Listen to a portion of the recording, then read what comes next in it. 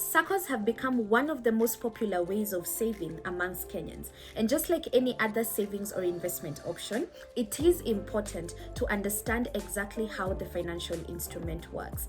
In today's Finance Friday episode, I'm taking you through exactly what SACCO'S are, how they work, how you can leverage on them, and exactly what to be on the lookout for before you join one. My name is Coach Susan. Welcome to another episode of Finance Friday.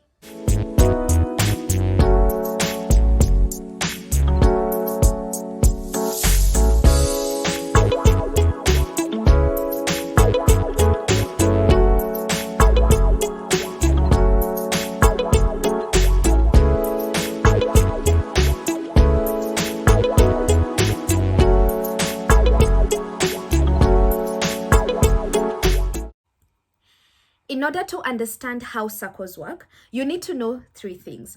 The first thing is that ideally how SACCO'S work, you save so that you can be able to borrow against your savings. So the entire purpose or the major purpose as to why I would want to join a SACCO is because I anticipate that either in the short term, medium term, or long term, I will want to access credit facilities and I want to be able to have access to them, right? Now, SACCO'S are becoming a good alternative to bank loans because of the lenient credit facilities, or rather relatively low interest rates, because you'll find that most of them charge either between 1 to 1.5% per month on reducing balance. All right. So what does that tell me? That tells me that if I want to join a SACCO and I do not necessarily anticipate that I will need credit facilities, or I'm not interested in taking credit facilities, then I am not totally or completely leveraging on the opportunity that this particular financial instrument provides me. So don't join a SACCO unless you would want to get credit facilities at some point. All right. The second thing that you need to know about how SACCO'S work is that they require minimum membership through owning share capital. Now, what exactly does that mean? Before I join a SACCO, or before I become a member of a SACCO, among the initial transactions that I will do, other than just saving towards a deposit, is to buy a minimum amount of shares that is required. Now, you can either pay a lump sum or you can pay in installments, either on a monthly basis, but it is mandatory that you acquire shares of a SACCO so that you can be considered a member. Well, this can be both a good and a bad thing. Ideally, because if you buy shares of a SACCO that is not doing very well and they don't pay dividends very well, then you're not ideally going to reap the maximum benefits of buying shares into a company, and or rather into that SACCO. And remember that your share capital, or the amount of money that goes to shares, is actually a non-withdrawable deposit. So even if you decide to leave the SACCO, whether it is after 3 years or 30 years, you will not ideally be refunded the amount of money that you bought shares from. You can only just transfer to another member. So, but if you buy in a SACCO, or rather if you save in a SACCO that pays very good dividends, obviously that is an advantage because you're going to be getting very good dividends on an annual basis. But be as it may, you definitely have to buy shares in a SACCO. All right. The third thing that you need to know is that SACCO'S usually require you to have guarantors before you can actually borrow a loan. So most banks will require collateral, either in the form of a title deed or a logbook, or just a form of security. Most SACCO'S will not require that as a mandatory thing, but SACCO'S will ideally ask that there are 3 or 4 people that can sign off as guarantors anytime you take a loan. So that means that if I'm unable to pay back this loan, these 4 people are guaranteeing that they will actually be able to pay. So those are just the basic things that you need to know about how SACCO'S work. Now let's quickly look at what exactly you need to be on the lookout for before you join any SACCO. So the first thing you need to do before joining any SACCO is obviously to conduct thorough due diligence on the SACCO or the organization. And there are 2 major things you can do to help you. The first thing is that you need to confirm that the SACCO is actually registered and regulated by SASTRA. And SASTRA is the overall governing body that oversees the activities of all the SACCOs in Kenya. This way, you can know that the organization is actually legit and there is a governing body that oversees their activities. All right. The second thing that can help you when you're trying to conduct due diligence is also just paying key attention to the reputation that the SACCO already has. Now, we are not saying that every rumor or everything that people say about these SACCOs or organizations is true, but I tell people time and time again that it really is true that where there's smoke, there's probably fire. So listen to what other people are saying about the SACCO, because people who've either already saved with the SACCO or are already there can tell you something you do not know. Okay, so do your research and find out this SACCO that you're interested in. Who do you know that is in that SACCO? What do they think about the SACCO's services? How is the dividend, if there's any? You know, how soon do they process the loans and so on? So it's good to pay attention to what the reputation, or rather to the reputation that the SACCO already has, just so that you can have a rough idea or understanding of what, you know, the general public or the people who've had experiences with that particular SACCO, what they think, what they feel, and whether they would recommend it or not. So the first most important thing is that they are regulated by SASTRA. The second thing, when you're doing your due diligence, please talk to people who know about the SACCO, who've actually been in the SACCO. Those are the best people who can tell you what you will not find on Google. All right, that's the first thing. The second thing that you also need to do before you join any SACCO is to understand what the loan limit policy is. Now, most SACCOs, depending on the kind of loan that you're taking, or maybe even the kind of savings or the amount of savings that you have, will either give you a loan of up to 2 times your savings, or up to 3 times your savings, or 4 times your savings. All right. So now, if I'm joining a SACCO, I would look for a SACCO that gives me at least up to 3 times my savings, because I want to take advantage of credit facilities. Remember, when I'm joining a SACCO, I don't want a SACCO where I have to save up so much money just so that I can get a loan. Because you see, if I save 50,000 and the SACCO can only give me up to twice my loan amount, my savings amount, that only means I can only get a loan of up to 100,000. But if it was up to 3 times or 4 times, I'm looking at 150, even 200,000. Now you can put any figure there. So understand the loan limit policy, and also you want to understand what are the different approaches that they use to advance the different kinds of loans, because SACCOs have different loans. You find that there are emergency loans, there's asset financing loans, and you need to understand, because remember, one of the things I love to tell either my clients or people that I talk to about savings or investments, they need to be goal oriented.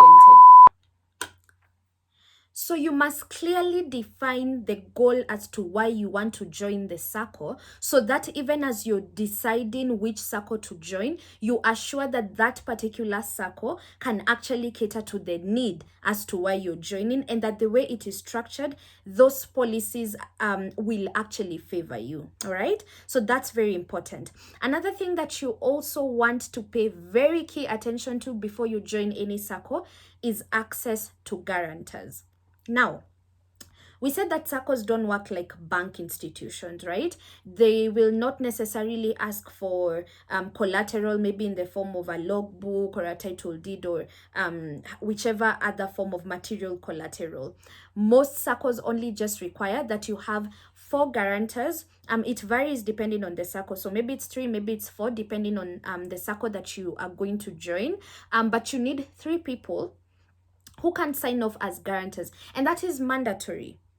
Okay, it is mandatory. You must have guarantors to sign off on your loan for your loan to be approved. Now, this becomes a very huge problem when you've joined a SACCO because someone told you that the SACCO is good. So you hear Safaricom SACCO is good, or Stima SACCO is good, and we are not disputing that they are good. What we are saying is that, do you know anyone in Safaricom SACCO, 4 people that could guarantee you? Do you know anyone in SACCO XYZ or whichever other SACCO, Stima SACCO, Hazina SACCO, that particular SACCO that you want to join? Do you know anyone that could sign off on your loan?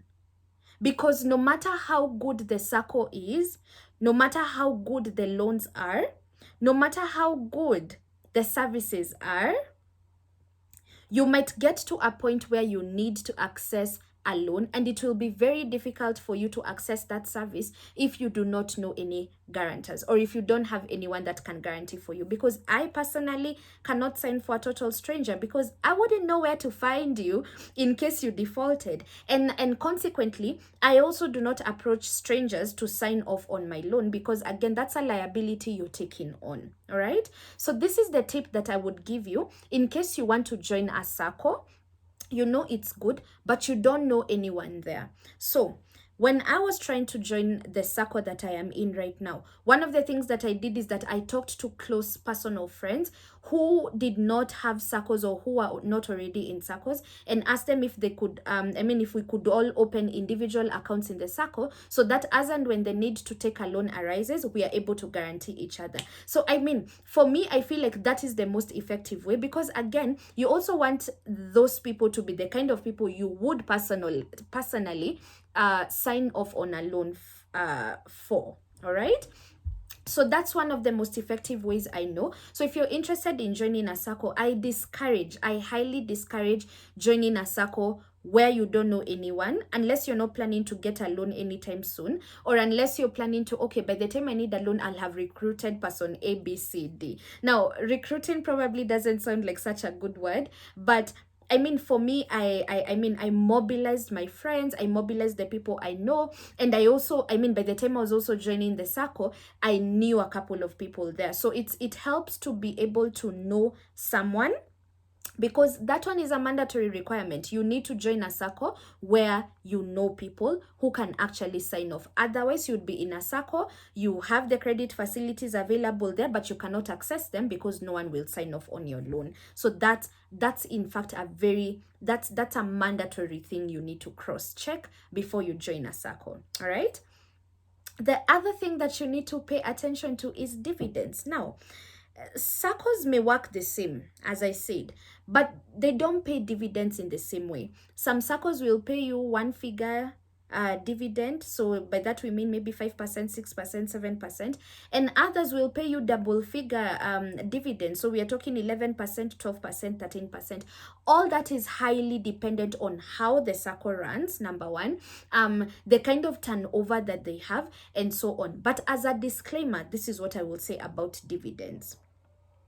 In case your SACCO is not generating any dividend, I would personally say that that is a red flag, that maybe the organization or the SACCO itself is experiencing or going through some cash flow issues. So you want to be careful about a SACCO that pays no dividends at all, because dividends ideally are paid from the organization's profits or remedial profits. And so when a company is not generating dividend, then it begs the question, are you not making profit, or are we having cash flow issues? And so you want to pay key attention to that.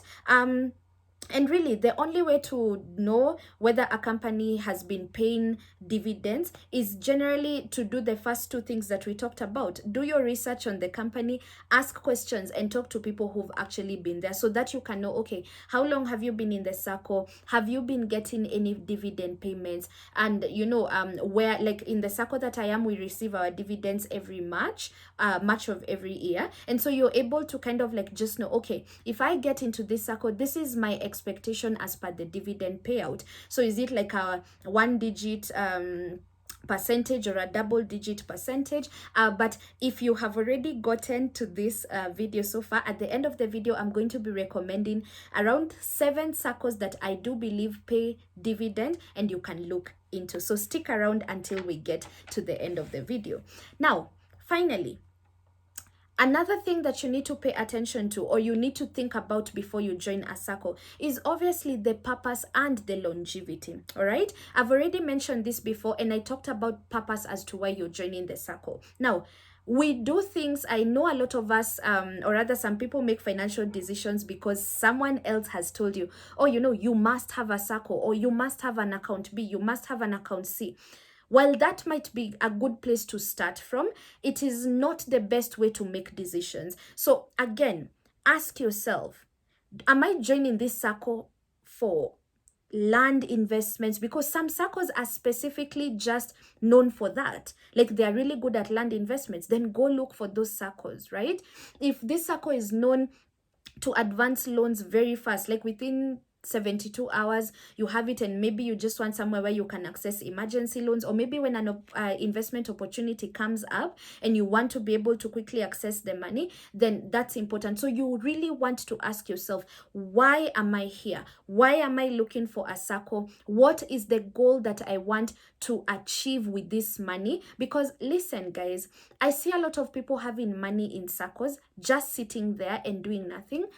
I'm not saying you must take a loan, but what I'm saying is that if you just want somewhere to put your money and to grow and multiply it, maybe a SACCO is not the best place, because even the interest rate on your savings is not as good. So what am I saying is that if you just want somewhere where your money sits, no purpose whatsoever, I have a video where I've talked about the different investment options, and like one of the best we have is currently a money market fund, because you're able to preserve your capital and still accumulate a bit of interest on your money. So what I'm saying is that I do not recommend using SACCOs as parking fee for you, or rather a parking place or a parking avenue for your money. What do I mean by parking? It's money you don't know what you want to do with it, so you just want to like, okay, let me put this money here. I'm gonna think about what to do with it afterwards. The SACCO is not the best option if that's what you want to do. All right. So you want to ensure that if I want to join a SACCO, it's because what are they known for? Lenient credit facilities. So ensure that you want lenient credit facilities, and on top of that, you also want dividend payments from the company itself. So clearly define. Because if you have a SACCO, you're not utilizing the credit facilities, your money has been there maybe 6-7 years, you've never taken out a loan, you're actually losing money in terms of purchasing power because of inflation. So take advantage of, use the particular asset or this financial instrument for what it is meant for, which is just those two things: accumulating deposits so that you can borrow against your savings, and getting dividend payouts. Also look at longevity of the company. How long has it been in existence? What do we already know about how they've been doing? What do we project? So go to their website, look if they are having any new initiatives and all. Just doing a deep dive into understanding the company and its initiatives will really put you at a head start, so that you're not caught by surprise in case anything happens. Another reason why you also need to ask yourself the reason as to why you're there, the longevity of this investment, is because you see, when you get into a SACCO, once your money has gone in, the only way it's coming out is either one, if you take out a loan, or two, if you completely close the account. So it's not possible to be like, withdrawing, depositing, withdrawing, depositing, withdrawing. Most SACCOs are structured in such a way that when you put your money in a SACCO, the only way to get it out is if you borrow your money as a loan, or if you completely close that account. So again, it's very important. Purpose and longevity of the goal, or the reason as to why you're joining the SACCO, is very, very key.